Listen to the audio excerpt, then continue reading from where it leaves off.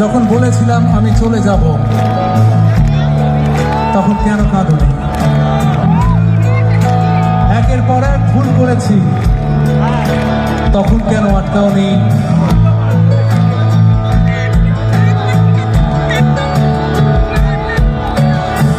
যতক্ষণ তুমি জিতছ, প্রত্যেকটা মানুষ তোমার সাথে, তুমি একবার হেরে যাও আর কেউ নেই তোমার পাশে।